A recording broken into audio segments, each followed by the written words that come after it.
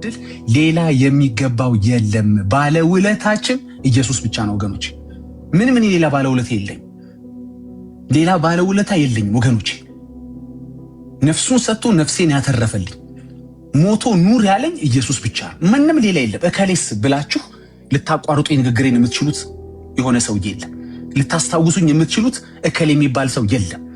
እንዴ አንተ የከሌን ጉዳይ ረሳኸው እንዴ እሱ ስንትን አድርጎልህ የለ እንዴ ልትሉ የምትችሉት በዘላለም ሕይወት ጉዳይ በመዳኔ ጉዳይ ሊጠራ ሊታሰብ የሚችል እከሌ የሚባል እኔም እኮ አለው ረስተኸኝ ነው እንጂ ውለታ ስለማታስታውስ ነው እንጂ የሚል አንድ ደፋር የለም። ላንተም እንደዛው ላንቺም እንደዛው የለም። እኔ በዚሁ መድረክ ላይ ተናግሬዋለሁ በተደጋጋሚ። እነዚህ ቀን መድባችሁ የምትሰግዱላቸው የሚገባቸው መስሏችሁ ይገባችኋል እያላችሁ የምትዘምሩ የምትሰግዱላቸው ባታደርጉት ምን ይፈጠራል ብዬ በተደጋጋሚ በግልም በጋራም ተናግሬዋለሁ፣ ጠይቄያችኋለሁ። ምን ይሆናል እስኪ ንገሩት። ምንም አክሊል አለው የለውም? አልሰገድክልኝም ብሎ አንድ ሰማዕት ወደ ሲኦል ይወረውርሃል? አይወረውርህም።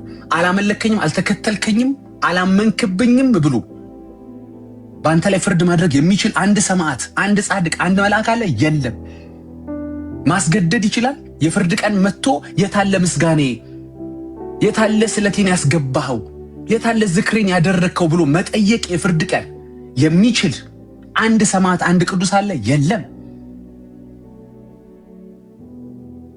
የለም ወገኖቼ። የኔስ ምስጋና የታለ የሚል ያዙልኝ። እሱ ሰውዬ ቆይ እንዳይገባ የሚል ቆይ እሱን ፍርድ አዘግዩልኝ የኔን አጓድሏል የሚል አለ? የለም። አንድ ወንድ እኮ እንደው ዝም ብለህ ነው ዘመን የምታስበላው እኮ። አክሊልም የለው ፍርድም የለው ለነከሌ የምታደርጋቸው የለም ወገን። ምናልባት ቅጣት ሊኖረው ይችላል። ልክ ነው። ከሱ በቀር አማልክት አይኖርልህ፣ የምትሰግድ የምታመሰግነው አይኖርልህ። እስትንፋስ ላልሰጠህ ዘመንን አታስበላው ወንድሜ። እኔ መንፈስ ቅዱስ ስለሚናገረኝ ነው ምነግርህ። ይሄ እውነት ስለሆነ ነው ምነግርህ። ወንጌል ስለሆነ ነው ምነግርህ። ምስጋና የሚገባውን እግዚአብሔርን እጠራለሁ፣ ከጠላቶቼም እድናለሁ። የሚገባው ምስጋና የሚገባው እግዚአብሔር ብቻ ነው። ከጠላት ማዳን የሚችል መታደግ የሚችል ሌላ የለም።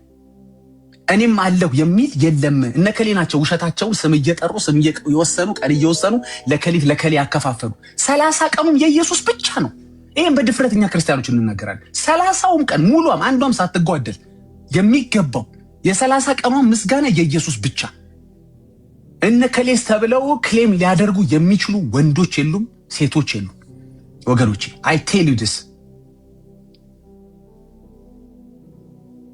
እግዚአብሔር መንፈስ ነው፣ የሚሰግዱለትም በእውነትና በመንፈስ ሊሰግዱለት ያስፈልጋቸዋል። እንዴት ሰው ለስጋ ለባሽ ይሰግዳል? መንፈስ ለሆነ እግዚአብሔር እንጂ እንዴት ስጋ ለባሽ ለሆነ እንዴት ይሰግዳል? እግዚአብሔር ቃል እግዚአብሔር መንፈስ ነው፣ የሚሰግዱለት በእውነት በቃ መሰገድ ያለበት መንፈስ ለሆነ እግዚአብሔር ብቻ ነው። ለስጋ ለባሽ አይሰገድም ወንድሜ፣ አይሰገድም። አይገባው ነው ምልኩ፣ ስለማይገባው እኮ ነው። እኔ ስላልኩ ነው አይደለም። ምንም ያደረገልህ ከዚህ የተነሳ ብለህ የምታደርግለት የለም። እቺን ሪማይንድ ላድርግህ። እነከሌ ለወንጌል የወጡት የወረዱት የምትለኝ ሰውዬ አንተ ወንጌል አይደለህም። ለአንተ አይደለም የወጡት የወረዱት። እውነትም ወጥተው ወርደው ከሆነ ታዲያ ለወንጌል ከወጡና ከወረዱ አንተ ምን ቤት ነህ? ለአንተ ያደረጉልህ ነገር የለም። ወይኔ ወንጌል ነኝ በለኝና ንገሪኝና አስደንቂኝ። ታዲያ አንቺ ወንጌል ካሎሽ ወንጌል የሆነው ራሱ ኢየሱስ ይክፈላቸው። አዎ ወንጌል ኢየሱስ ነው፣ እሱ ይክፈላቸው ለወንጌል አድርገውት ከሆነ አንተ ምን ቤት ነህ? ለአንተ ግን ስፔሲፊክሊ ለአንተ ያደረገልህ ግን ኢየሱስ ነው። ደሙን ያፈሰሰልህ ኢየሱስ ነው። የተገረፈ የተተፋበት ኢየሱስ ነው። ስፔሲፊክ ለአንተ ቀጥታ ላንቺ እንዲህ ብሎ አስበዋል።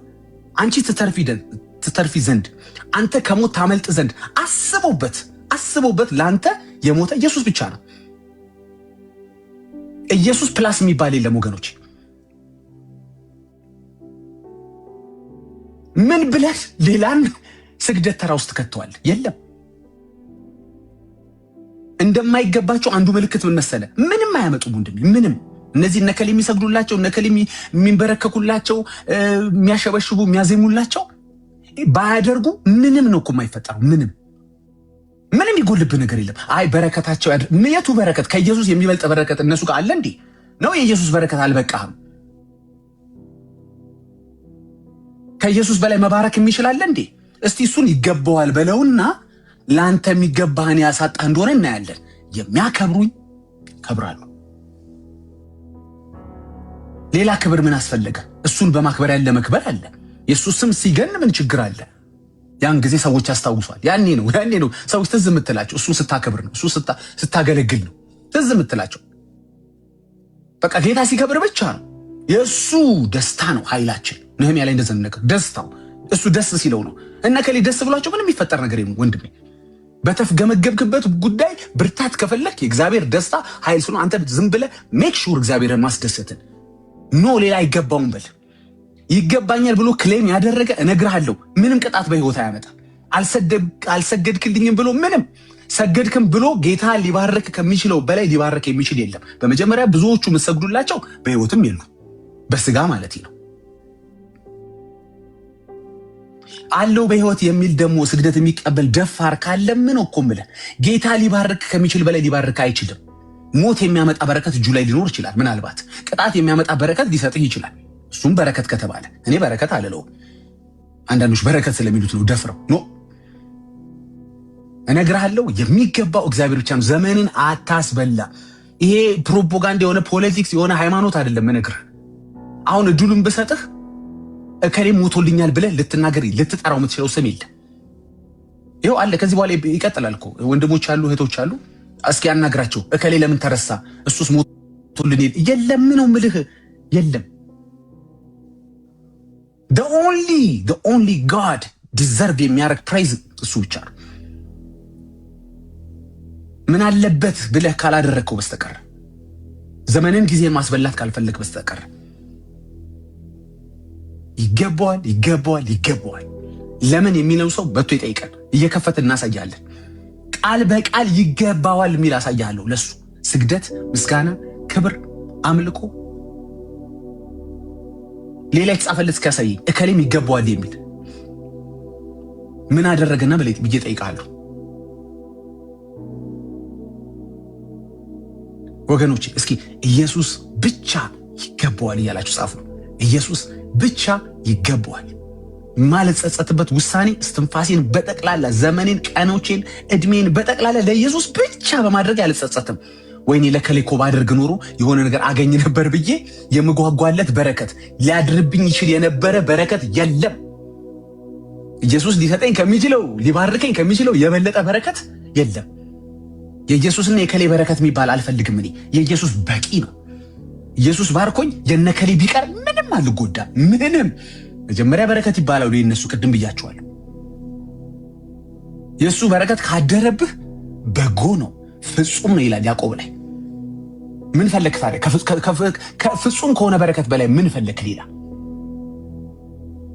ለምን ያድርብኛል የከሌ አልፈልግም። እኔ በቃኛ በቂ ነው እኮ በቂ ነው በቃ። ይገባዋል። ሃሌሉያ ኢየሱስ ብቻ ይገባዋል። ወንድሞቼ አመሰግናለሁ፣ ወዳችኋለሁ። አይዊሽ ታውቃላችሁ ስለ ኢየሱስ ማንም እዚህ ሩም ውስጥ ያለ ወይም ከታች ያለ ክርስቲያን ተናግረ አቆም ብትሉት ማቆም አይችልም። አቆም መጀመሪያ ፌቨር ልናደርግለት አይደለም። ባይደው ይሄን ብቻ ወቁልኝ። ፌቨር ልናደርግለት አይደለም የምንናገረው፣ ወንጌል የምንሰብከው፣ የምንዘምረው። ይልቅ በተቃራኒው ፌቨር ስለተደረገልን ነው። ውለታ ልናደርግለት አይደለም ማለት ነው። ውለታ ስለተደረገልን ነው። ተናግረን ማቆም የማንችለው ደግሞ ውለታውን መክፈል ስለማንችል ነው። ተናግረነው መክፈል አንችል፣ ዘምረነው መክፈል አንችል፣ ሰብከነው መክፈል አንችልም። ሌላ እድሜ የሰጠን እድሜ በላይ እጥፍ ቢጨምር መክፈል አንችልም። we're just trying በቃ እንደው መቼም ዝም አንልም። ሌላ አይነግስም በቤታችን ብለን ነው። ሌላ ባንደበታችን አይጠራም ብለን ነው እንጂ መቼም ውለታውን ከፍላለን ብለን አይደለም። በተቃራኒው እኛን ውለታ ያለብን፣ እሱ የኛ ውለታ የለበትም። የሚቀርበትም የለም ባታመሰግነው ባይደው። ስለዚህ በጣም በትህትና በጣም በአክብሮ ጌታ ለምታውቁም ማታውቁ እሑድ ዕለት ክርስቲያኖች ከሆናችሁ ኑን ቀጥል ምስጋናችንን። እናንተን ጀምሯል ልባለም ኦሬዲ ምስጋና ውስጥ ናችሁ። ጌታን ማታውቁ ካላችሁ ደግሞ በዛ ተገኙና እውነት ይገባዋል ኢየሱስ ብላችሁ ካሰባችሁ በሙሉ ኃይላችሁ በሙሉ ኃይላችሁ መሰንቆ ነው ያላችሁ፣ ከበሮ ነው ያላችሁ፣ ዘመናዊ ነው ያላችሁ፣ ባህላዊ ነው ያላችሁ፣ እጅ ነው ያላችሁ፣ እግር ነው ያላችሁ፣ እልልታ ነው ያላችሁ። እኔ አላውቅም፣ በጠቅላላ ይገባዋል። ይሄ በጠጅ ቤት ይሄ በናይት ክለብ የገባ መሳሪያ በጠቅላላ የሚገባው ኢየሱስ ብቻ ነው። ሌላ አይገባውም እኮ አንተዬ፣ አይገባውም እኮ ዘመናዊ መሳሪያ ቤተክርስቲያን ውስጥ እያስገቡ እየጨፈረው። ወንድሜ እሱማ አንተም እኮ በሰንቆ ያልከው እኮ ጠጅ ቤት ገብቷል እኮ። እሱ እኮ ጠጅ ቤት ካልከኝ እኮ ጠጅ ቤት ገብቷል። እንደሱ ባንነካካ ይሻላል። በዘመናዊ መሳሪያ ምናምን ትላለህ እንጂ የምትጠቀምበት ማይክም እኮ ዘመናዊ ነው። ኧረ ተው። እኔ እያልኩ ያለሁት መሰለህ ዘመናዊም ይሁን ባህላዊ ለሚገባው እግዚአብሔር ይሄም ቢሆን ለሱ ይገባዋል ብለህ አውለው ነው የምልህ። ያለህን ነገር በቃ ቴክኖሎጂውን በለው፣ ጉልበትህን፣ እድሜህን፣ ዘመንህን፣ ድምፅህን whatever you have አምጣና ዙፋኑ ስራ አድርገው ሰው ይሄ ላንተ ነው ብለው። ለዚህ ነው ክርስቲያኖች ባለን ነገር ሁሉ ክብራችንን ጥለን የምናመሰግነው፣ በመንፈስ የምናደርገው፣ የምንሰግደው። ይሄኛው የዓለም ይሄኛው እንትን አንልም። ማን ሰጠው ለዓለም ደግሞ ያለ ማን ነው? እስኪ አስፈርሞ ድምጽ ማጉያን ለዓለም የሰጠው? እንደሱ ከሆነማ ከየቤተክርስቲያን ካላችሁት እናንተ ቤተክርስቲያን ትሉታላችሁ፣ እኔ አለለውም። አንዳንዱን አውጡት ከዛ። እንደሱ ከሆነ ዘመናዊ ከጠላህ ብዙ ዘመናዊ ነገር የተጠቀምክ ነው። ብዙ ነገር እስኪ ሂድና ጠዋት ሄደን ኖ ተው። አሁን እያልኩ ያለሁት መሰለ እሱም ቢሆን የሚገባው እግዚአብሔር ነው። እኔ በይገባው ያል ጉዳይ እያወራሁ ነው ያለሁት።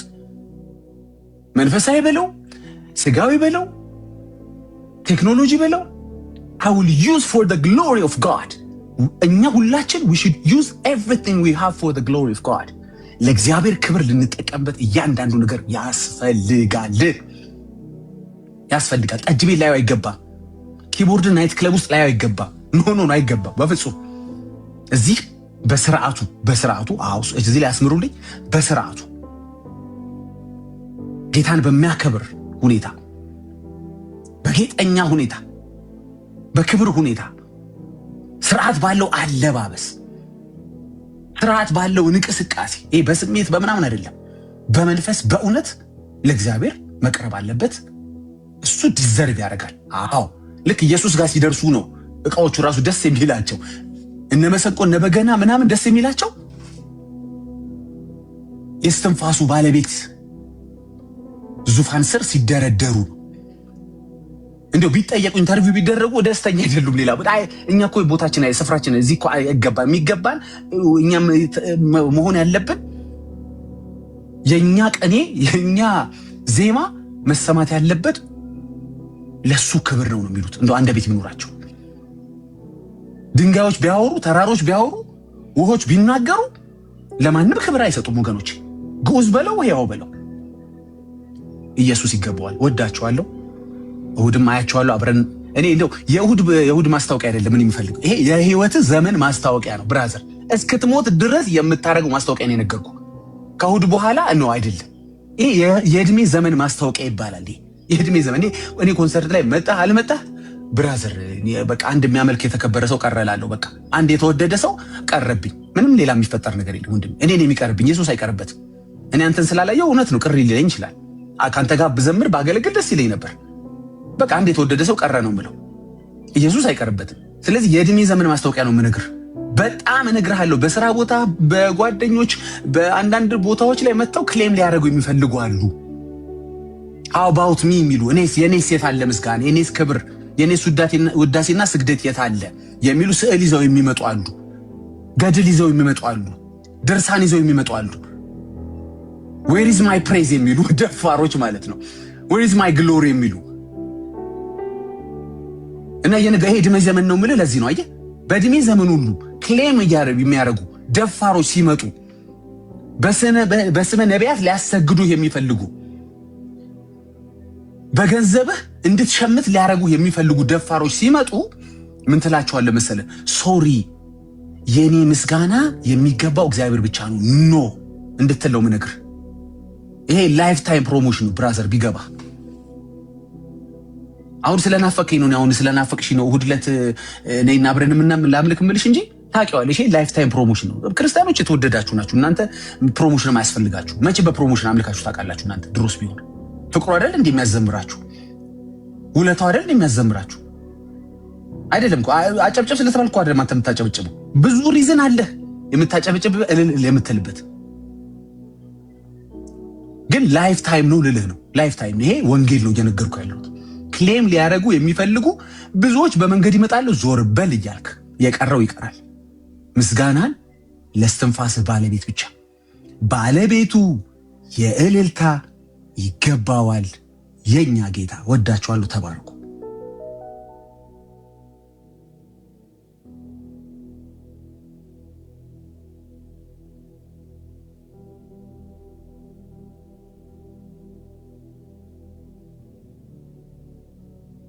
ዳኒ ያለህ ድምጽ ይሰማል? አይ ዶንት ኖ እስካሁን ተሰምቼም ከነበር ዳኒ ብሩክ አለ። ዳኒ አለው አለ። ተባረክ። ጌታ ኢየሱስ ይባርክ። አንተ እግዚአብሔር የረዳ ሰው ነህ። ተባረክ። ጌታ ይመስገን። በቃ አለን እንገኛለን። ያልዳኑ ሰዎችን ጌታ ያሌላቸውን ሰዎች ይዘን እንመጣለን። ወንጌል ይሰበካል። እግዚአብሔርን እናገለግላለን። ስሙ ይባረክ። እግዚአብሔር ይመስገን። በቃ ላይክ እንወዳለን። ተከናወን ብራዘር። እግዚአብሔር ካንተ ጋራ ነው።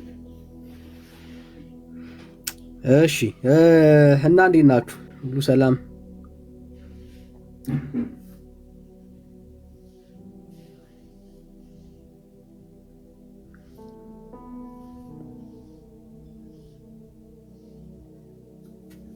የኛ ቤት አንድ ብቻ ነው የተገባው የሚገባው ጌታ ብቻ ነውና ሌላ የለም። ምን ብለህ ትጠብቃለህ ብራዘር? ምንም እንኳን አትጠብቅም። ከጴንጤ ከዚህ ውጭ ሌላ መልእክት የለም። በቃ በአንድ ብትመጣ በሁለት በሶስት በ30 ብትመጣ ኢየሱስ ብቻ ነው የሚከበረው። አየህ፣ ብንሰባሰብ እሱን ለማክበር እሱን ለማንገስ ነው። አንድ ንጉስ ነው ያለን፣ ኢየሱስ ይባላል። ንጉሳችን እሱ ነው። ሌላ ንጉስ የለንም ብራዘር። እና ቀን አይጠብቅም ደግሞ ከሱ ጋር የሚወዳደር የሚለካካ እባክህ ዛሬ ቀንህ አይደለም እያለ ቀን የሚያስጠብቀው ንጉስ የለም። ብቻውን ነው ባይዘዌ የሚወዳደረው የለም። ለዚህ ነው ጴንጤ ስንሆን ክብር ለሱ ብቻ፣ ምን ክብር ለእግዚአብሔር ብቻ። መመሪያችን ነው፣ መለያችን ነው፣ መታወቂያችን ነው።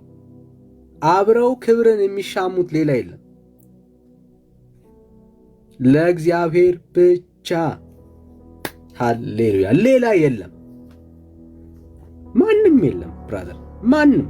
ብቻውን ንጉስ፣ ብቻውን ጌታ፣ ብቻውን አዳኝ የሆነ የነገስታት ንጉስ፣ የጌቶች ጌታ እሱ ብቻ ነው ክብር የሚገባው። ያንን ነው የምናደርገው እና ይሄው ነው መልእክታችን። ይሄንን ብቻውን አምላክ የሆነ ክብር የሚገባውን ጌታ ለማምለክ እግዚአብሔር በሰጠን አጋጣሚ ሁሉ እንጠቀማለን። ጸጋና ሰላም ይብዛላችሁ። ተባረኩ። ይሄው ነው መልእክታችን። ዳኒ ያ ዳግሻይ ዳኒ እሺ፣ ኤርሚዬንም አየሁት። ኤርሚዬም ገብቷል። ኤርሚዬ ሰላም ሰላም ወዳጄ፣ በጣም ናፍቃችን ነበር። ኤርሚዬ በጣም ናፍቀኝ ነበር።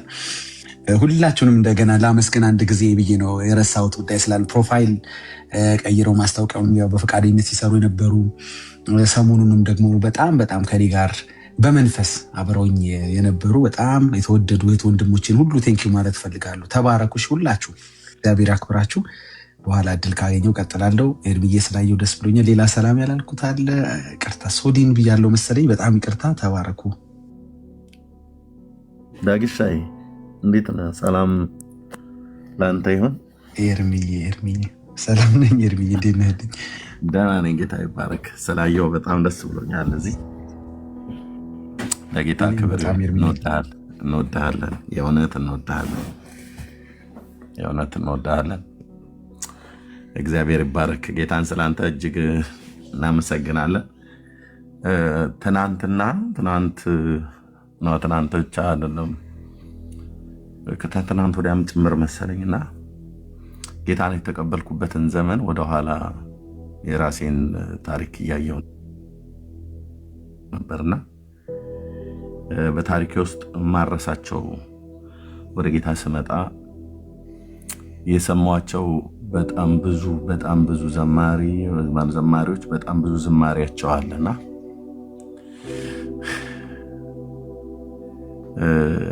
ትናንትና ሳስብ ጌታ ኬት እንዳነሳኝ እና በነዛ መዝሙሮች እግዚአብሔር እንዴት እንዳጽናናኝ፣ እንዴት እንደባረከኝ፣ እንዴት እንዳቆመኝ የምህረቱን፣ የፍቅሩን፣ የቸርነቱን ብዛት በነዛ ዝማሬዎች ውስጥ እግዚአብሔር እንዴት እንዳሳየኝ በእውነት አይኖቼም ባየተሞሉ ነበር። ትናንትናዎቼን አስቤ ጌታ እንዴት እንዳሻገረኝ እና ዝማሬ በጣም እንዴት ጉልበታም እንደሆነ ማንም እዚህ ላለ ሰው ይገባዋል። እና ጌታ እግዚአብሔር ዘመንን ይባርክ። ከነዛ ብዙ ዘማሪያንና አገልጋዮች መካከል ያንተ መዝሙሮችም ህይወቴ ላይ በቃ ይህንን አድርገዋል እና ለጌታ ክብር ይሁን። በጣም ነው የምንወድህ። የአቶ ጥላሁን ቤተሰብ የተባረኩ ናቸው። ልክ ሌሎችም ወንድሞቻችንና እህቶቻችን የተባረኩ እንደሆኑ ሁሉ በተለይ ደግሞ የእናንተ ፋሚሊ በቃ ፋሚሊው ነው።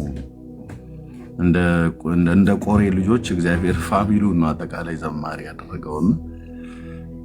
አሳፍና ኤማን ኤዶታም የሚባሉ የቆሬ ልጆች አሉ። እነዛ ታላላቅ ፋና ወጊ ዘማሪያና ጌታ እግዚአብሔር ይባርካችሁ።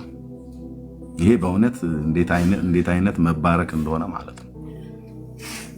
ሊሊየን ስናስብ፣ ዶክተር ላሊን ስናስብ፣ አንተን ስናስብ፣ ሌሎቹንም እህቶቻችሁንና ወንድሞቻችሁን ስናስብ እግዚአብሔርን ስለእናንተ እጅግ አድርገን እናመሰግናለን። ጸጋውን የሚሰጥ እግዚአብሔር ነው። ጸጋውን አብሮ ሲሰጥ ደግሞ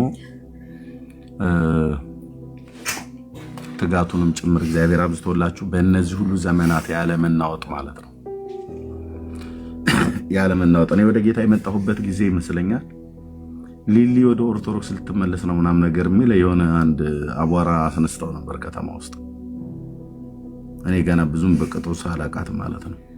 እንዴ ያው ተክለ ሃይማኖት እኮ እንትን ልትል ነው። አይ ቲንክ ሳልመጣ በፊት ይሁን ልመጣ አካባቢ አቅራቢያ አይዶን ነው እና ተክለ ሃይማኖት እኮ ልትመጣ ነው ምናምን ነገር እየተባለ ሲባል ነበርና እኔ አላቃትም ነበር ብዙ። አይ ቲንክ ሳልመጣ በፊት ይመስለኛል ልመጣ አካባቢ ወደ ጌታ ልመጣ አካባቢ ይመስለኛል። አይ ዶንት ኖ ዘመኑን እንትን ባልልም እና በኋላ ላይ ተዚላችኋል አለ ወገኖች ሊሊ ወደ ኦርቶዶክስ ልትመለስ ነው የተባለ ጊዜ እና ቆይ ሊሊ ማነች ብዬ በኋላ ስሰማ የመጀመሪያ አይ ቲንክ የሷን መዝሙር የሰማሁት ጨለማዬን ጌታ እያበራ ብሎ የሚለው መዝሙር መሰለኝ። ይሄን መዝሙር ነው የሰማሁት የመጀመሪያ እና በኋላ 87 አይደል? ልክ ነው። በቃ ገና ወደ ጌታ አልመጣሁኝ። ልክ ነው 87 ያ ጸግሽዬ 87 ከሆነ ገና ወደ ጌታ አልመጣሁም። ግን በጣም ይወራ ነበር። ተክለ ሃይማኖት እንትን ልትል ነው ልትመጣ ነው ልትመለስ ነው ምናምን ነገር እያሉና ለካ እሷ የጽድቅ በትሯን አሳርፋባቸው ምን ያህል ቻሌንጅ እንዳደረገች የሚያሳየው እኔ ገና ማላቃት 89 ወይ 87 ጆዬ ብቻ አይደል ነው እንደዛ ብቻ ያኔ እኔ በጌታ አይደለሁም። ኖ 97 አይደለም 97 ማታው እንዴ 97 ማን እያገለገልኩ ነበር። ሊሊየን ያን ያውቃታለሁ። እና ኤኒዌይ እግዚአብሔር ይባረክ። በእውነት ጌታ ኢየሱስ ስሙ የተቀደሰ ይሁን። ስለ እህታችን እጅግ ስለምንወዳት ስለ ሊሊዬ ጌታ እግዚአብሔር ዘመኗን ይባርክ። እግዚአብሔርን እጅግ አድርገን እናመሰግናለን። ስለ ዶክተር ላሊ እጅግ አድርገን ጌታ እናመሰግናለን። ስለምንወደው ወንድማችን ስለ ዳጊ ሻይ ስለ ዘማሪ ዳጊ ጌታን እጅግ አድርገን እናመሰግናለን። በዚህ ቤተሰብ ውስጥ ጸጋን ያፈሰሰ ለጌታ በእነዚህ ሁሉ ዘመናት እንዲያቀነቅኑ፣ እንዲዘምሩ፣ እንዲቀኙ፣ እንዲንበረከኩ፣ እንዲሰግዱ በዓላማ ጽናት ቆመው ማለት ነው። ልትመለስ ነው፣ ልትወጣ ነው፣ ልትሄድ ነው፣ ሊመለስ ነው፣ ሊሄድ ነው፣ ሊገባ ነው ምናምን ነገር ብሎ በሚለው ወሬ ሳይደናገጡ ጸንቶ ለጌታ ቆሞ መዘመር እጅግ ደስ የሚያሰኝ ነው። በጣም የተባረካችሁ ፋሚሊዎች ናችሁ እና እያሰብኩ ነበረ ትናንትናዎቼ ላይ ሳስብ ጌታን እጅግ አድርገን እናመሰግናለን። በዘማሪያን አብራችሁ ቆማችሁ የዘመራችሁትን የህብረት ዝማሬ ስብሰባ ማዕከል ላይ እዛ ጉባኤ ላይ ስለነበርኩኝ አስታውሳለሁ። ተከስተ አንተ አዜብ ነበርኩኝ እዛ ጉባኤ ውስጥ እና በቃ እኔ የመጣሁበት ዘመን እንደሆነ ከዛ በፊት ያሉት እንደዛ አይደሉም እያልኩ አይደለም፣ ግን በዘጠናዎቹ ውስጥ የተነሱ ዘማሪያን አይ ቲንክ እኔም የመጣሁትኝ ወደ ጌታ የመጣሁት በዘጠናዎቹ ስለሆነ ለእኔ በቃ የህይወቴ የመጀመሪያው ላይ የሰማኋቸው ዘማሪያን ናቸው፣ ዳጊሻይን ጨምሮ ሌሎቹ ማለት ነው። እና ለጌታ ክብር ይሁን። በጣም ደስ ብሎኛል። አሁንም ደግሞ ይገባዋል ብሎ የሚለውን እኛ እስከዛሬ ይዘኑ የመጣ ነውን ዳጊሻይ ጥሩ አድርጎ ነው የገለጠው። ይህንኑ እንቀጥላለን። የህይወት ዘመን ዝማሬያችን ለጌታ ነው፣ ለበጉ ነው። ቀደም ዳጌ ሲናገር እንደነበረ ይገባዋል ተብሎ ከሱ እኩል አብሮ ጎን ለጎን ወይ ደግሞ ይገባታል፣ ይገባቸዋል ተብሎ ዝማሬ አይደለም ምንም ነገር ሊቀርብላቸው የማይችሉ ፍጡራንን እኛ ከእንደዛ አይነት ባርነት ተላቀናል። ለፍጡር ከማጎብደድ፣ ለፍጡር ከማጨብጨብ፣ ለፍጡር ከመዝለል ይበቃናል። ሰይጣን በዓለም ሳለን ያዝ እጇን ዝገን ጉንጯን ነው ምናምን ነገር እያለ የተጫወተብን ይበቃናል።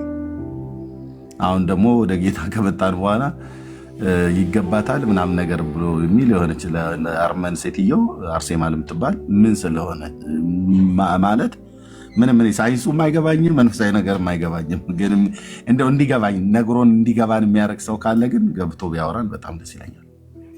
ለአርሴማ አሁን ዝማሬ ይገባታል ብሎ ሲል፣ ለማርያም ዝማሬ ይገባታል ብሎ ሲል እኔ በጣም ነው እኮ በእውነት እንዴት አይነት እኮ ጸያፍ እኮ ነገር እንደሆነ መንፈሳውያንም አይኖቻችሁ ቢከፈቱ እንዴት አይነት ጸያፍ ነገር እንደሆነ ልነግራችሁ አልችልም። በጣም ጸያፍ አስነዋሪ ነገር ማለት ለፍጡር መዘምር ማለት ነው። ለፍጡር መዘምር ጸያፍ አስነዋሪ ነውር ነው። ነውር ነው። በሰራን አካላታችን ላይ እነሱ አንዳችም ያዋጡት ነገር የለም። ቁመናዬ እንደዚህ ቢሆን ተክለ ሰውነቴ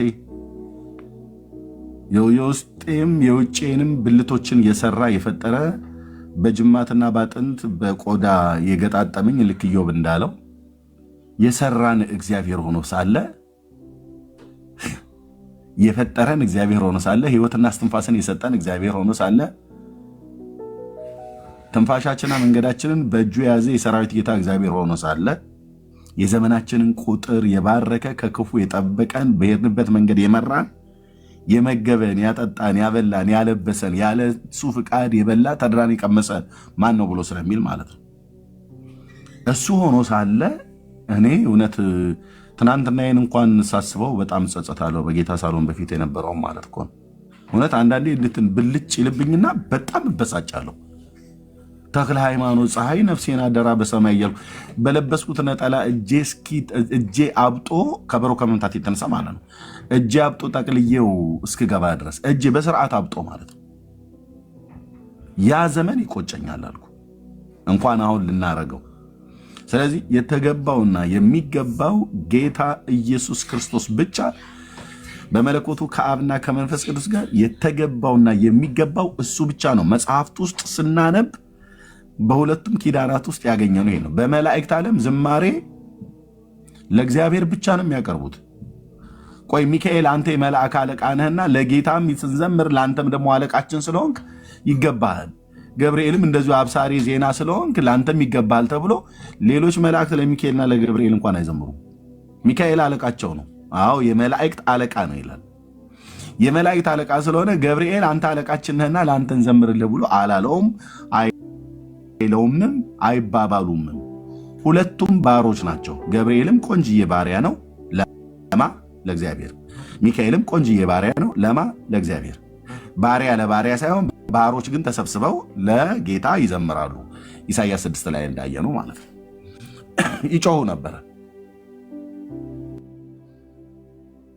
ባዜ ጴንጤ ጮኸት ምናምን ነገር ተብሎ የሚባለው እኔ ከመላእክት ዓለም ነው የመጣው። ይጮሁ ነበር ይላል። አየህ፣ ይጮሁ ነበር። ምን ያስጮኋቸዋል? ምን ያስጮሃል? ሚካኤል ዝም ብለህ ቀጥ አትረጋጋም እንዴ?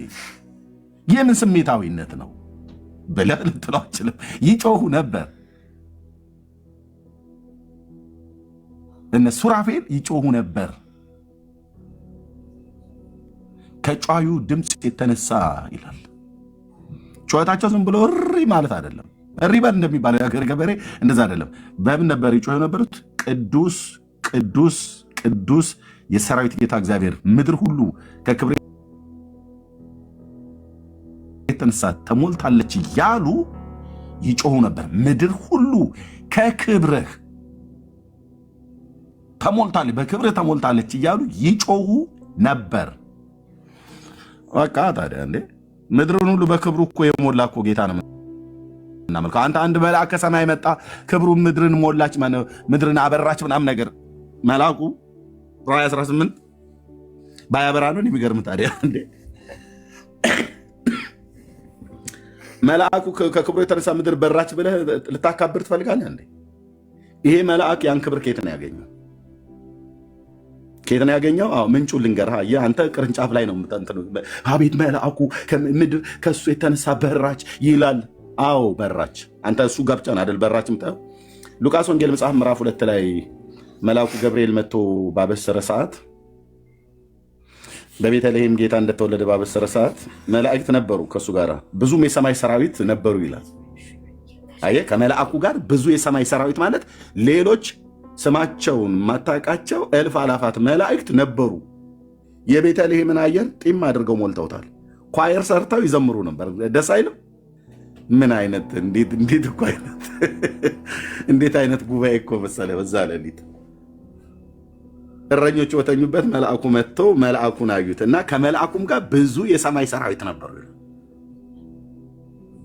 ምን እያሉ ይሆን የሚጮሁት? ምን እያሉ ይሆን? ክብር ለእግዚአብሔር በአርያም ከእናቱ ከማርያም ጋር ጭምር አሉ እንዴ? አሉ ወይ? ማን ድፋባቸው? አሉ አላሉ? አንተ በግድ አታስብላቸውም። አላሉም። ደስ አይልም? አላሉም እንዴ? ለማርያም አለመዘመር ምንፍቅና ከሆነ ምንፍቅናው የጀመረው ከመላእክት ዓለም ነው ማለት ነው። እኛን ትተውንና አገናኝሃለሁ ከሚካኤል ጋር፣ ወይ ደግሞ አላትምሃለሁ እንደሚባለው አገናኝሃለሁ ከገብርኤል ጋር። ገብርኤል ያልዘመረውን ለማርያም እኔን ዘምር ብለህ ለምን ትለኛለህ? በእግዚአብሔር መጽሐፍት ውስጥ ፈልገን ያላገኘነው ነገር ቢኖር መልአኩ መጥቶ ከመልአኩ ጋር ብዙ የሰማይ ሰራዊት ነበር ይላል። ከዛም የእግዚአብሔርም ክብር በዙሪያቸው አበራ ይላል። ሃሌሉያ!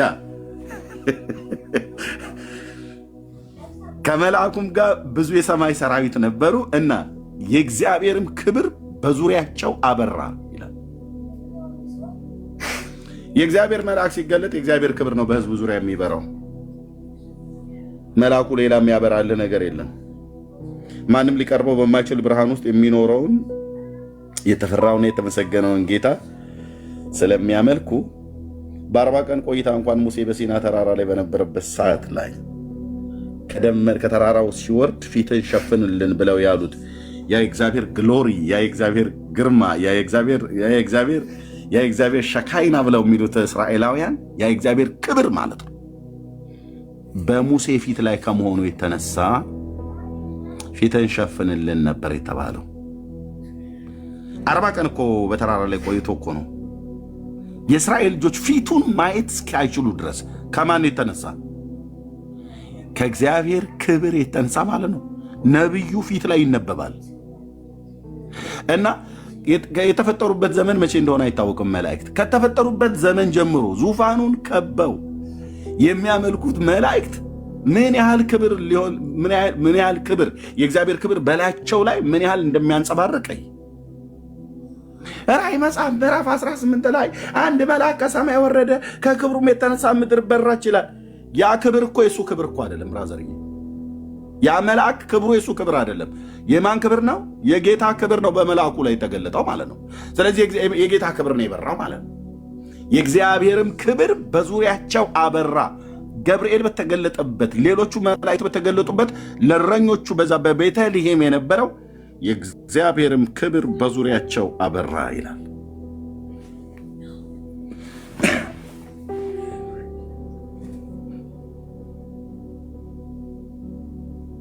ያው እና ይህን ጌታ ይገባዋል፣ የተገባው ነው። ልንዘምርለት፣ ልናመሰግንለት፣ ልናመሰግነው፣ ልናከብረው፣ ልንደፋለት፣ ልንሰግድለት ይገባል፣ ይገባል፣ ይገባል፣ ይገባዋል፣ ይገባዋል። የተገባውና የሚገባው እሱ ብቻ ነው። ለምን ለኢየሱስ ብቻ ለጥላችሁ ግን ብለካን? ታዲያ ለማን ሰው ተብሎ ከተባለ ለማን ለማን? ለእናቱ ምንድነው? እናቱን ምንድነው? እናንተ ግን ምቀኝነት የያዛችሁ ለእናቱ ማን እንደዘመረ እንዘምር።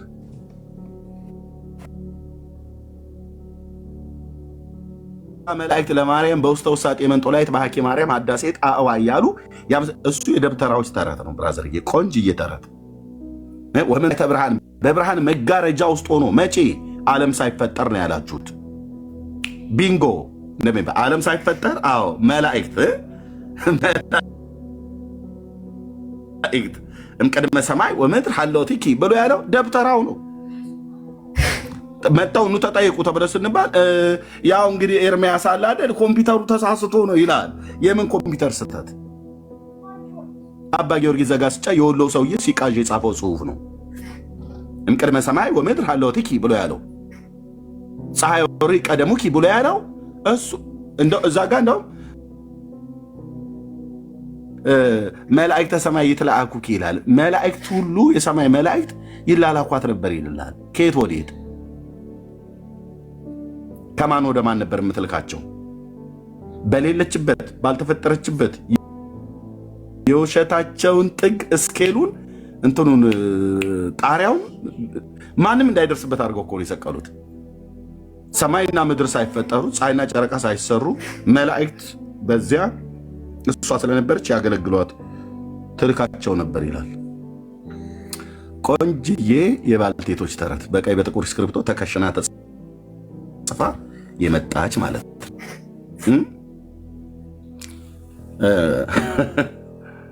አየ መጽሐፍ የሚለውን የመጽሐፉን እውነት የመጽሐፍ ቅዱስን እውነት ትታችሁ ያልሆነ ጽሁፍ ላይ እምነታችሁን ያደረጋችሁ ተሳስታችኋል። እኛ መጽሐፍ ቅዱስን ስናነብ ገብርኤል ያልዘመረላትን ማርያም ነው የምናውቀው። ለገብርኤልም ያልሰገደች ማርያም ነው የምናውቀው። ደስ አይልም? በጣም አይገርም? መልአኩም ለእሷ አልዘመረም፣ አልሰገደላትም። የጌታ እናቱ ብሎም አልሰገደላትም። እሷም ደግሞ የጌታ መልአክ የጌታ ባሪያም ብላ አልሰገደችለትም። በደንብ ገብቷታል። ማርያም ለመላእክት እንደማይሰገድ በደንብ ገብቷታል። ለዚህ ላይ ያልሰገደችለት እንጂ የጌታ እናቱ እንደምትሆን አስባ አይደለም። ምንም የምታውቀው ነገር አልነበራትም። አስቀድሞ ሹክ ያላት ያወራት የለም። አንቺ እኮ ጌታ ለእናትነት እኮ መርጦሻል አስቀድሞ። እንዴ ያንቺ ክብር እኮ ለየት ያለ ነው እና ገብርኤል በሚመጣ ሰዓት ላይ አስቀድሞ ሊሰግድልሽ ይገባል፣ ዓለም ሳይፈጠር አስቀድሞ ብሎ የተንሾካሾካት የለም። ምን እያወራት እንዳለም ራሱ እንኳን እንዴት ያለ ሰላምታ እንደሆነ አሰበች ይላል።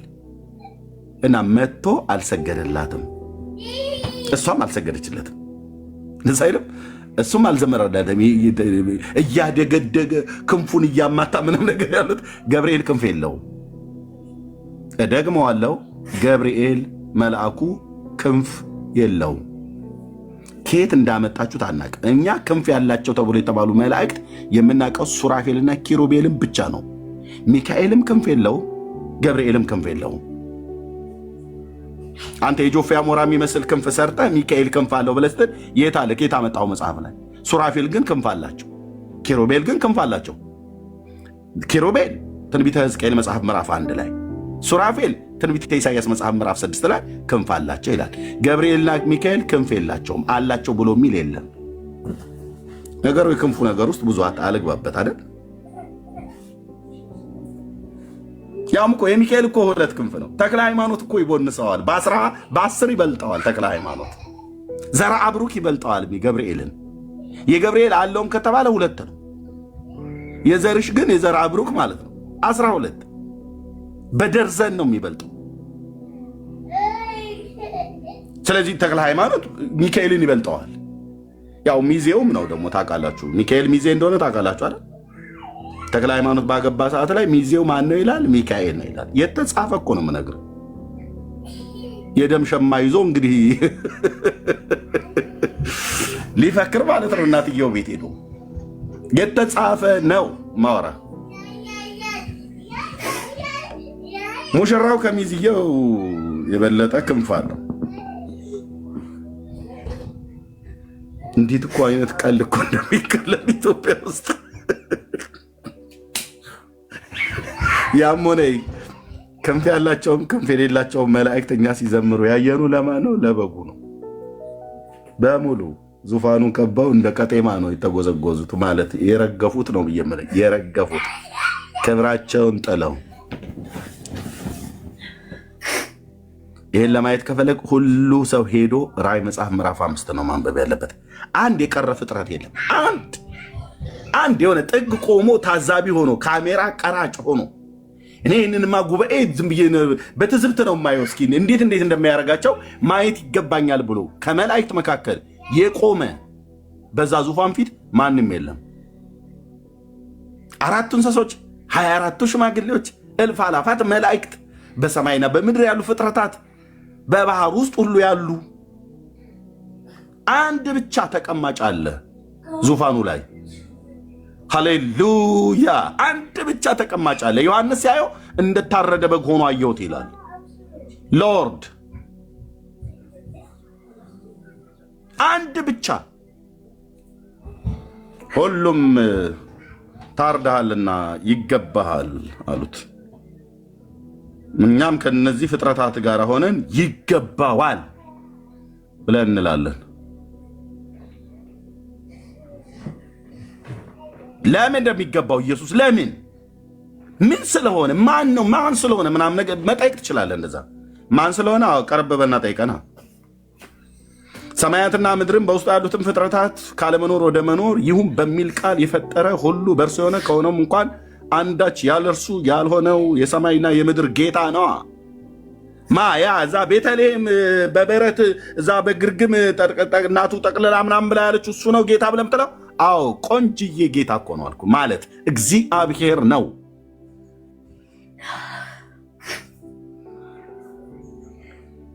ሁሉን የፈጠረ እሱ ስለሆነ ይገባዋል። ሁሉን የፈጠረ እሱ ስለሆነ በፈጠረው ፍጥረት አንደበት ተመሰገነ። ደስ አይልም? በባህር ውስጥ ያለ ፍጥረት ሁሉ ማለት ነው። አሁን እዚህ ውስጥ እኮ ካሳ ያነሰ እኮ ሰው አለ። አሳ ማለት እቺ አሁን በመቃጠል እንደዚህ ጥልቅ አድርገህ ከባህር ውስጥ ምናምን ነገር በሆነ ነገር አስግረህ የምትይዛት አሳ ኮተሌት እያልክ የምትበላት፣ አሳ ጉላሽ እያልክ የምትበላት ከእሷ ያነሰ እኮ ፍጥረት አለ እዚህ ውስጥ። በእግዚአብሔር መልክ ተፈጥሮ ከእሷ ያነሰ ፍጥረት አለ እዚህ ውስጥ ማለት ያቺ አሳ በባህር ውስጥ ያሉ ፍጥረታት ሁሉ ነው እኮ ብሎ የሚለው። ክብርና ምስጋና ሞገስና ኃይል ከዘላለም እስከ ዘላለም ለበጉ ይሁኑ ሲሉ ሰማም ይላል ዮሐንስ። አሳ ምስጋና ስታቀርብ ዮሐንስ ሰማ። አንተ ግን አሳ ጉላሽና አሳ ኮተሌት እየበላህ የፈጠረውን ፍጥረትን የምተመገብከው ፈጣሪህን ማታቅ ለፍጡር የምዘምር ብኩን ከአሳ ያነሰ እውቀት ያለ ማለት ነው። እዚህ አሶ የተሰብስበው በባህር ውስጥ ያሉ ማለት ነው አክሮባት እየሰሩ በራሳቸው ዝማሬ እየዘመሩ በእውነት ከፍ ከፍ ልናደርገው ይገባል የሸዋውን ተክለ ሃይማኖት ብለው ይሉ ይመስላል።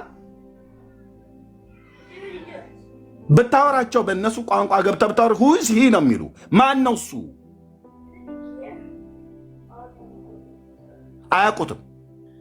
አብርሃም ብለህ እኛ አብርሃም የሚባል አናቅም ነው የሚሉ። አናቅም እንደምነካችሁ እናንተ ሰዎች። አብርሃም እኮ የእግዚአብሔር ወዳጅ፣ እኛ አናቀውም ነው የሚሉት። አናቀውም።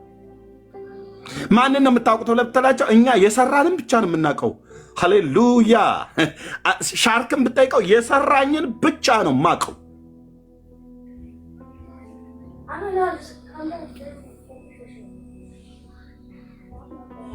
እሱ ከሆነ ልነግርህ እችላለሁ። ትዝ አይልም ብሎ ሻርክ ሊያወራህ ይችላል ከፈለገ። ነቢዩ ዮናስን አምልጦ ሊሄድ ሲል ጌታ እኮ አዞኝ ሄጄ ይዤ እንትን ያልኩትኝ እና እኔ ጌታዬን አውቀዋለሁ። የጌታዬን ትእዛዝ ሰምቼ ነው ሄጄ ነቢዩን ሰልቅጬ ውጭ ያስቀረውትኝ። እሱ ብቻ ነው የምናውቀው። ደስ አይልም? ቴንክ ዩ ሎርድ። ፍጥረታት አየ፣ እሱም ብቻ ነው የሚያውቁት። ሰማያት፣ ከዋክብት፣ ፀሐይና ጨረቃ የተፈጠሩ ፍጥረታት ሁሉ ዳዊት ሲናገር ሰማያት የእግዚአብሔርን ክብር ይናገራሉ፣ የሰማይ ጠፈር የእጆቹን ስራ ያወራሉ ይላል። የእጆቹን ስራ ያወራሉ። እንዴት እንደሰራቸው፣ እንዴት እንደፈጠራቸው ምስጋናውን ይናገራሉ፣ ክብሩን ያወራሉ። የማንንስ? የማንን? የእግዚአብሔርን ክብር፣ የእግዚአብሔር ምስጋና ያወራሉ፣ የእግዚአብሔርን ክብር ይናገራሉ። አንተ ከኮከብ አንሰህ፣ ወይኔ ኤርምያስ፣ ከኮከብ አንሰህ ግዑዝ ፍጥረት እዚህ ዩኒቨርሱ ላይ ከተንጠለጠለ ኮከብ አንሰህ ላልሰራህ፣ ላልፈጠረህ፣ ለማያውቅህ፣ በጎም ክፉ ለማያደርግልህ ሁለት እግር ላለው ጢማም ወንድ ወይ ደግሞ ሁለት እግር ላላት ላረጀች አሮጊት ይገባታል፣ ይገባቸዋል ብለን ማንንም ጥራ። ከጌታ እናት ማርያም ጀምሮ ሳራንም በላት፣ ርብቃንም በላት፣ ሊያንም በላት፣ ሐናንም በላት፣ ልጥራለህ እናቶቻችንን፣ ዮካብድንም በላት፣ የሙሴ እህት ማርያምንም ጥራ፣ የጌታ እናት ማርያምን፣ ኤልሳቤጥን ጥራ። ጀግኖች እናቶችን የወለዱ እግዚአብሔርን በዘመናቸው አገልግለው ያለፉ ቅዱሳን እናቶችን በሙሉ ጥራ። አንዳቸው አይገባቸውም ምን? ዝማሬ። አንዳቸውም አይገባቸውም ምን? ስግደት። እነሱ ሁሉ ያመለኩት የአብርሃም የይስሐቅ የያዕቆብ አምላክ የእስራኤል ቅዱስ ገናናው እግዚአብሔር ለዘላለም ስሙ ይባረክ። እሱ ብቻ ነው የተገባው።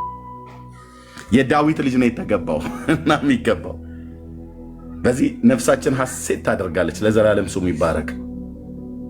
መውደቅ ለሱ፣ መደፋት ለሱ፣ መገዛት ለሱ፣ መነጠፍ ለሱ፣ ብራዘር መነጠፍ ለሱ፣ ጌታዬ ለዘላለም ስሙ ይባረክ። መዘመር ለሱ፣ ማመስገን ለሱ፣ መቀኘት ለሱ። ባለን በሌለን ኃይል በሙሉ ኃይላቸው ይጫወቱ ነበር ይላል እኮ ዳዊትና ከሱ ጋር የነበሩት በእግዚአብሔር የቃል ኪዳን ታቦት ፊት በሙሉ ኃይላቸው ይጫወቱ ነበር ይላል። ዳዊትን ቆሞ የሚያየው ሰው የሚያደርገውን አሳጣው። በላ ከሚስትየው ጀምሮ አስተያየት እስክሰጥበት ድረስ ምንድን ነው እንዲህ የሚያበራግድህ? በእስራኤል ቆነጃጅት ፊት ምን አስበህ ነው? ምንም እኮ አስቦ አይደለም። እሱ ያሰበው ከቤተልሔም ከዛ ከቤተልሔም ከኤፍራታ ከዱር ውስጥ ያወጣውን ከአንበሳና ከድብ እንዴት እንዳዳነው እሱ ነው የሚያውቀው። ምን አስብ እምልህ ምንድን ነው ያሰብከው? ግን በእስራኤል ቆነጃጅት ፊት ምንድን ነው የሚያበራግድ አይነት ነገር ማለት ነው። አንዳንድ ሴቶች እንደዚህ ናቸው። ምንም እኮ አስቦ አይደለም እሱ። ግን ደስ የሚለኝ በሙሉ ኃይላቸው ይጫወቱ ነበር ይላል። ሃሌሉያ! በሙሉ ኃይላቸው ይዘምሩለት ነበር። መጫወት ማለት ይዘምሩ ነበር ነው እንጂ ብዬ አይደለም የሚጫወቱት።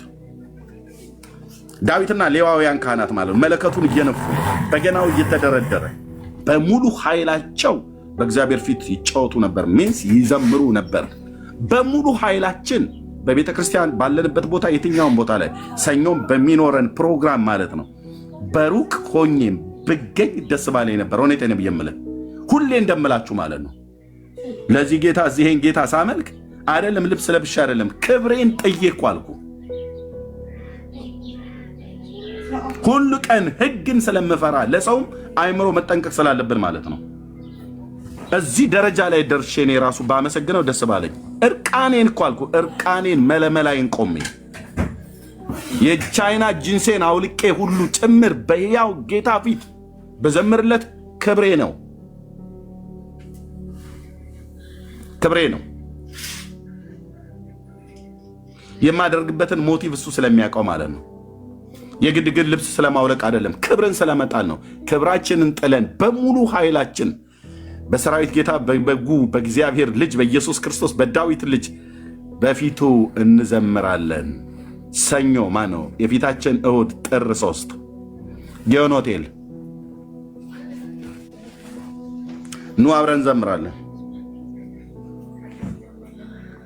ይህን ጌታ በአደባባዮች በኢትዮጵያ አደባባዮች ላይ ሁሉ ጭምር በቤታችንም በጓዳችንም በምንንቀሳቀስባቸው በየትኛውን ቦታዎች ላይ እንዘምርለታለን። እንደ ዳዊት በሙሉ ኃይላቸው ይላል። ሃሌሉያ!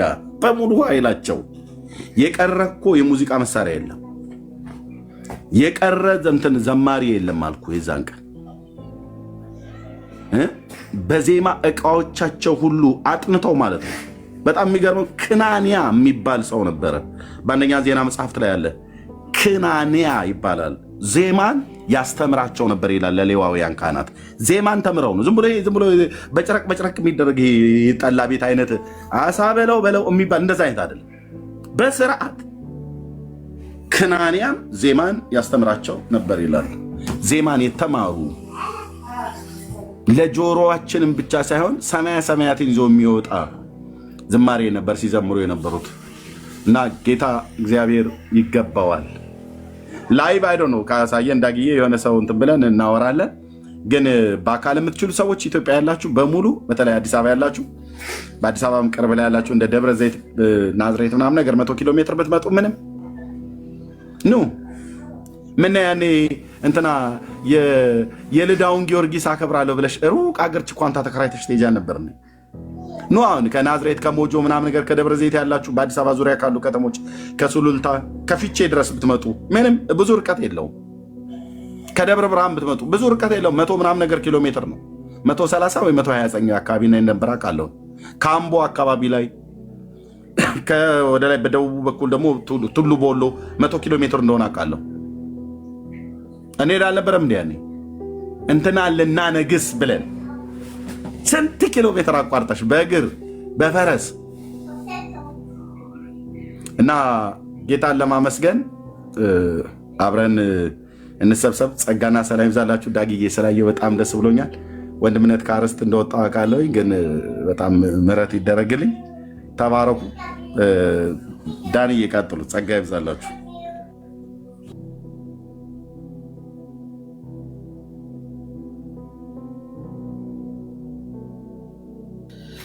እሺ ወንድምነት ጸጋ ይብዛልህ። ተባረክ። እሺ ተባረኩልኝ። ጌታ ኢየሱስ ይባርካችሁ። ሰው እንቀጥል አይደል ወገኖች? የምትሉት ነገር አለ ወንድሞች? የቀረ ነገር ሐሳብ ካለ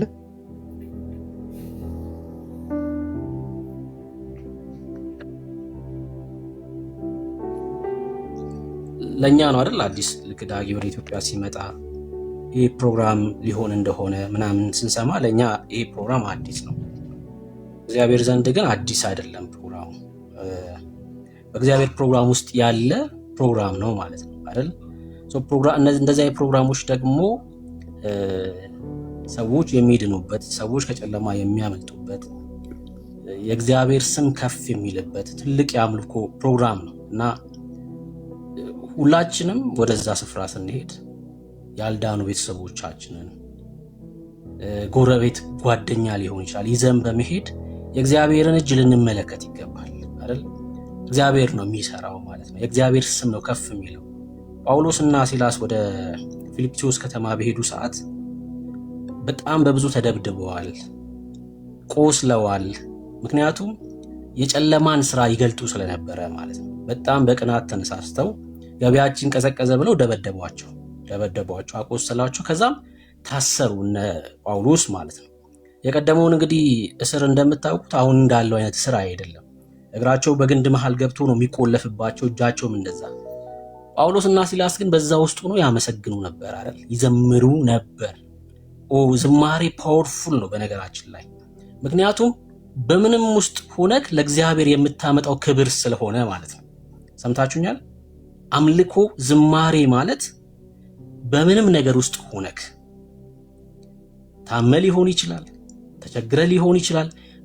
በምንም ነገር ውስጥ ሆነ የምታመጣው ክብር ነው። እግዚአብሔር ደግሞ አንተ ያቀረብከውን መስዋዕት ሊቀበል በስፍራው ላይ ይገኛል። እግዚአብሔር አለ በዛ ስፍራ ላይ መስዋዕት እየቀረበ ነው ያለው። አምልኮ እጅግ በጣም ፓወርፉል ነገር ነው። ለምን? በምንም ነገር ውስጥ ሆነ የምታመጣው መስዋዕት ስለሆነ። ለእግዚአብሔር በዛ ስፍራ ላይ ሲገኝ ምንድነው መሰለ የሚያደርገው? የመሬት መንቀጥቀጥ ነው የሚያደርገው። ከዛ ጊዮን ፈረሰ የሚል አይደለም ቀጥሎ የምሰማው ዜና። በእስር ቤት ውስጥ የመሬት መንቀጥቀጥ ሆነ ይልና እስር ቤቱ ፈረሰ አይደለም የሚለው። አይገርምም? የታሰሩበት ሰንሰለት ተፈታ ይላል። ክብር ለእግዚአብሔር ይሁን። የመሬት መንቀጥቀጥ ሆነ ይልና የታሰሩበት ሰንሰለት። በዛ ስፍራ ላይም እንደዚህ ነው የሚሆነው። እግዚአብሔር ይገኛል። ሰዎች የታሰሩበት ነገር ከነሱ ላይ ተበጣጥሶ ይወድቃል።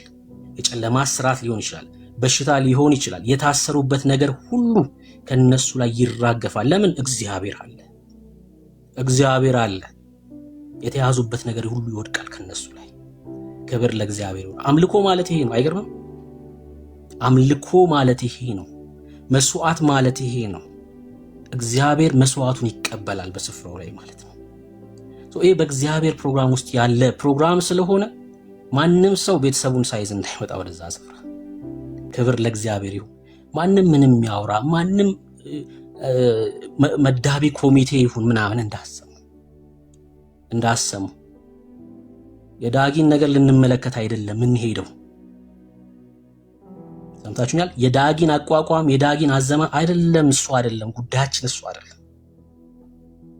የዳጊን ላይፍ ስታይል፣ የዳጊን ኑሮ ልንመዝን አይደለም እንሄደው። ሰዎች በዚህ ማይንድ ኦፍ ስቴት ውስጥ ስላሉ ምልከታቸው ይሄ ስለሆነ ነው ይሄን እየተናገርኩ ያለሁት። የምንሄደው ያዳነንን ከጨለማ ያወጣንን ደግሞም ሌሎች ከጨለማ እንዲወጡ የሚያደርገውን አምላክ የሚገባውን እርሱን ልንሰጥ ነው። ይገባዋል አይደል? ታርደሃልና ይገባሃል ይላል ቃሉ። አዎ ታርዷልና የሚገባውን ክብር ከፍ ላለው ጌታ ከፍ ያለ ምስጋና ልንሰጥ እንሄዳለን። በዛ ስፍራ ላይ ማንም እንዳይቀር የእግዚአብሔርን እጅ ትመለከቱበታላችሁ። በምንም ውስጥ ሁኑ፣ በየትኛውም ነገር ውስጥ ሁኑ፣ እግዚአብሔር እጁን ያሳያችኋል። ስራው የእግዚአብሔር ስለሆነ ማለት ነው። ስራው የእግዚአብሔር ስለሆነ ዳጊ የእግዚአብሔር ከአንተ ጋር ነው። የሚሰራው መንፈስ ቅዱስ አይደል? ልጁ በሚከብርበት ስፍራ ላይ ሁሉ እግዚአብሔር አለ። ልጁ ከፍ በሚልበት ሁሉ መንፈስ ቅዱስ አለ። ክብር ለእግዚአብሔር ይሁን። እግዚአብሔር ካንተ ጋር ነው ዳጊ። እግዚአብሔር ካንተ ጋር ነው። እግዚአብሔር ካንተ ጋር ወጥቷል። በቃ ማንም አያስቆምም። በቃ እግዚአብሔር አንተን ለሰዎች ሊያስቆሙ ይችላሉ፣ እግዚአብሔርን ግን ማንም ሊያስቆም አይችልም። ምክንያቱም የሙሴ እህት ማርያም ሙሴን ጨምሮ ከግብጽ ከወጡ በኋላ ስለ ሙሴ አላወሩም፣ ስለ መልአክ አላወሩም። እግዚአብሔር ተዋጊ ነው፣ ስሙም እግዚአብሔር ነው አሉ። በቃ እግዚአብሔር ተዋጊ የሆነውን አምላክ ማንም ሰው አያስቆመው። የእግዚአብሔር ስራ ነው። ክብር ለእግዚአብሔር። ከፊት ወጥቷል እግዚአብሔር። ትልቅ ክብር እንመለከታለን። ትልቅ ስራ ይሆናል። ሰዎች ያመልጣሉ። ክርስቲያኖች በስርዓት ውስጥ ያላችሁ የትኛውም ነገር ስለ በሽታም ነው እያወራ ያለሁት። እግዚአብሔር ይፈውሳችኋል።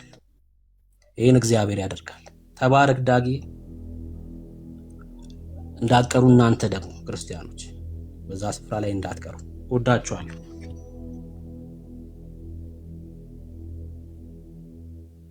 ደግሻዬ ተባረክ ወንድማችን።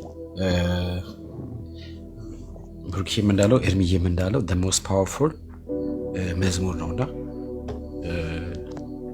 መዝሙር በባህሪ ሁሉም ጋር ይደርሳል። አዛቡም ጋር ይደርሳል፣ ያመነውም ጋር ያላመነውም ጋር ይደርሳልና ወንጌል በቀላሉ የሚገባበት አንደኛው መንገድ መዝሙር ነውና አንተን በዚህ ጊዜ ስላስነሳ ሳይሆን ቀድሞውኑ ስላስነሳ እግዚአብሔር አምላክ ክብሩን ይውሰድ። የሁል ጊዜ ዘማሪያችን፣ የሁል ጊዜ በረከታችን ዳግሻዬ እንወዳሃለን።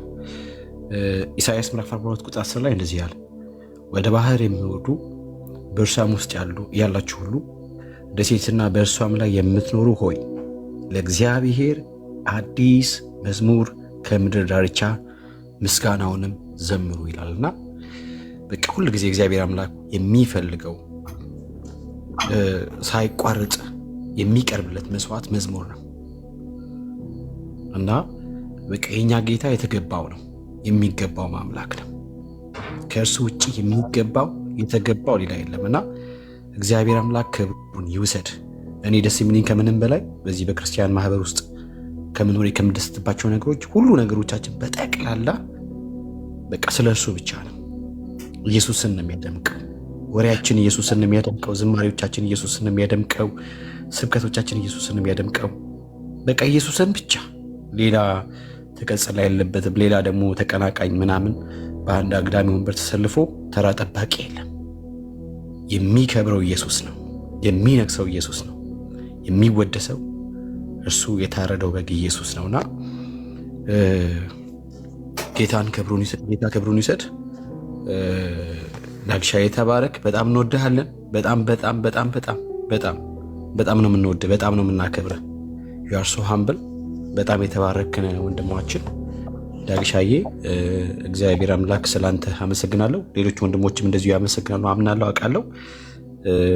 ጌታ ደግሞ በዛ ቀን በጣም ይረዳሃል አምናለሁ። ብሩኬም እንዳለ ሁላችንም እንደምንስማማው ብዙዎች ያልዳኑ ወንድሞች እህቶች አሉና መጥተው ከአንተ ጋር አብረው በመሆን ጌታን ያመልካሉ። እንዲሁም ደግሞ ጌታን ወንጌል ሰምተው በዝማሬ በኩል እንደሚድኑ ተስፋ አደርጋለሁ። ትናንትና የሚያልኩ ነው፣ ከትናንት ወዲያም ሁሌ የሚያልኩ ነው። እግዚአብሔር አምላክ በብዙ ሺህ ምርኮ አሳልፎ እንዲሰጠን ያምናለሁ። በብዙ ሺህ አሩ ነው። መንፈስ ቅዱስ ነው እንደፈለገ እንደወደደ አድሬስ የሚያደርገው። በነገራችን ላይ ብሩክ የሚናገረው ነገር ለሁላችንም አንድ አይነት መልእክት ሆኖ አይመጣም። እኔ እንደዛ ነው የማምነው። ለሁላችንም እንደሚያስፈልገን ግን መንፈስ ቅዱስ በራሱ መንገድ አድሬስ ያደርጋል ብዬ እኔ አምናለሁ። ስለዚህ በመዝሙሩ በኩል እግዚአብሔር አምላክ ምናልባትም አንዳንዶቹን ያጽናናል፣ ምናልባት አንዳንዶቹ ከጨለማ ይናጠቃል፣ ምናልባት የአንዳንዶቹን ስብራት ይጠግናል፣ አናቅም። ግን መንፈስ ቅዱስ በኃይል ይሰራል። እኛ ሁል ጊዜ ሁለንተናችን አሳልፈን ስሚት የምናደርገው ለሚገዛን ለመንፈስ ቅዱስ ስለሆነና አምናለሁ ጌታ አየሩን በጠቅላላ እንደሚያጥለቀልቀው ብዙዎች ጆሮዎቻቸው ላይ ወንጌል በመዝሙሩ በኩል እንደሚደርስ፣ አንዳንዶቻቸው ምናልባት አይታወቅም እያጠቡ ሊሆን ይችላል፣ አላቅም። አንዳንዶች የሆነ ስራ የሰሩ ካፌ ምናምን ነገር እየሉ ሄዶ በመዝሙሩ በኩል ወንጌል ሰምተው ወደ ጌታ እንደሚጨመሩ እኔ አምናለሁ። በእምነት ነው ማወራው። ነሻቴን ፍላጎት ምንድነው? ሰዎች ከጨለማ እንዲድኑ ብቻ ነው ሁላችንም ፍላጎትና እግዚአብሔር አምላክ እንደሚያደርግ አምናለሁ። የስ ይገባዋል። ለተገባው ለእርሱ ብቻ የዝማሬ መስዋዕታችንን ለእርሱ ብቻ እናቀርብለታለን። አይ ቲንክ ዳንዬ ካለ ዳንዬ ቢፈቅድ ዳንዬ ራሱ ቢጸልይ በዚህ ጉዳይ ላይ ትንሽ ጊዜውን አስመልክቶ ምናምን ዳግዬንም ጊዜውንም ለጌታ አደራ አሳልፈን በጸሎት አይ ቲንክ ልትስማሙ ማለት ከተስማማችሁ ደስ ካላችሁ እንደዛ እናደርጋለን ብዬ አስባለሁ። ዳግሻይ ተባረኩ።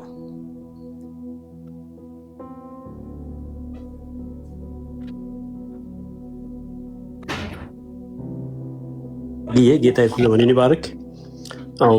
ተከናወን። እግዚአብሔር ካንተ ጋር ነው ወንድሜ፣ እንወዳለን። በእውነት እግዚአብሔር በአንተ ዝማሬ ላይ ብዙዎቹ እንዲድኑ ወደ ጌታ እንዲመጡ ተስፋ አደርጋለሁ። ደግሞ እግዚአብሔር በዘመኔ ሁሉ ይባርክ። ተከናወን። ጌታ ካንተ ጋር ነው ወንድሜ። ይሄን ይላሉ። ተባረኩ።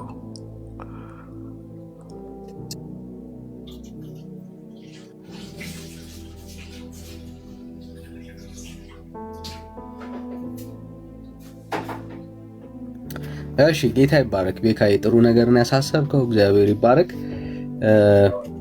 እሺ ሌትስ ፕሬይ ጋይስ፣ እንጸልይ። እግዚአብሔር እንግዲህ ፋይናል ላይ ደርሷል በዚህ ጉዳይ ላይ። እግዚአብሔር አምላክ ደግሞ ጣልቃ ቢኒ የሚታረጋል አንተ ጋር ድምጽ አለና ቴንክ ዩ ብራዘር። ጣልቃ እንዲገባ በነገሮች እንዲረዳው መከናወን እንዲሰጠው ሰዎች መዳን ማምለጥ እንዲችሉ የእግዚአብሔርን ሐሳብ መረዳት እንዲችሉ አዝነው የመጡ ሰዎች መጽናናት እንዲችሉ አይደል? ከጌታ ፕሬዘንስ ከጌታ መገኘት የተነሳ የታመሙ ሰዎች ግራ የገባቸው ሰዎች መፍትሄ አግኝተው እንዲመለሱ የኛ ትልቁ ዓላማችን የእግዚአብሔር ፕሬዘንስ ነው፣ የጌታ መገኘት ነውና የሱ በመንፈስ ኃይል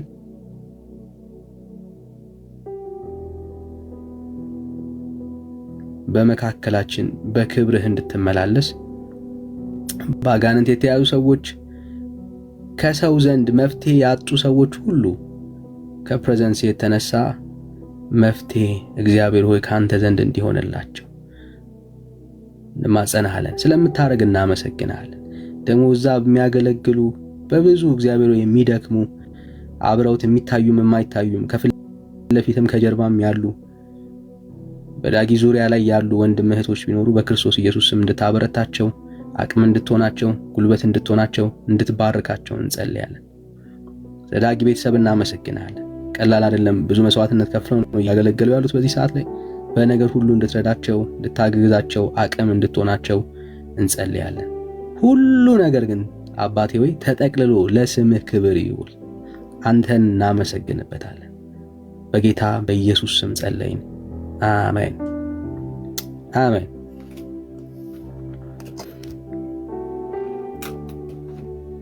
እሺ ጸጋ ይብዛላችሁ፣ ተባረኩ። ጌታ ድንቅ አምላክ ነው። እግዚአብሔር መልካም ነው። እሺ ወደ ሐሳባችን እንመለሳለን። አይ ቲንክ